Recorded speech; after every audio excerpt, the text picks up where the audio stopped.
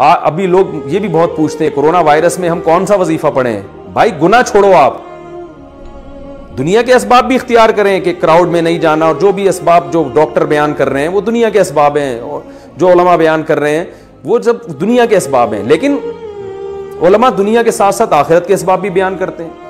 आखिरत के असबाब यानी कोरोना वायरस के जो दीनी असबाब हैं वो क्या हैं। रसूलुल्लाह सल्लल्लाहु अलैहि वसल्लम ने फरमाया, जब किसी कौम में बेहयाई आती है तो ऐसी ऐसी वबाएं आएंगी कि तुम्हारे बाप दादा ने कभी सुनी भी नहीं होगी। तो कोरोना की वबा से अगर इज्तिमाई सतह पे बचना चाहते हैं तो इज्तिमाई सतह पे बेहयाई से भी तौबा करनी पड़ेगी। वो करने के लिए तैयार नहीं है।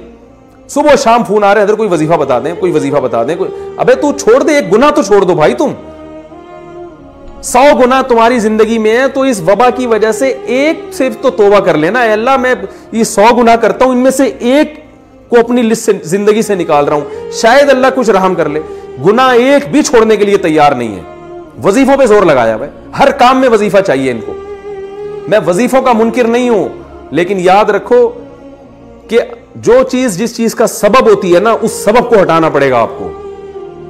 जब तक वो सबब जिंदगी से दूर नहीं करोगे वो मुसीबत नहीं टल सकती, और अगर टल भी जाएगी तो उससे बड़ी मुसीबत का पेश खैमा होगी। क्योंकि फिरौन पर जब मुसीबतें आई तो मुसीबतें टली हैं। फिरौन इस खुशफहमी में मुब्तला हो गए कि हमने तो तौबा भी नहीं की, मूसा अलैहिस्सलाम पर ईमान भी नहीं लेकर आए, और फिर भी अल्लाह ने मेंढकों का अजाब भी हमसे दूर कर दिया, जुओं का अजाब भी दूर कर दिया।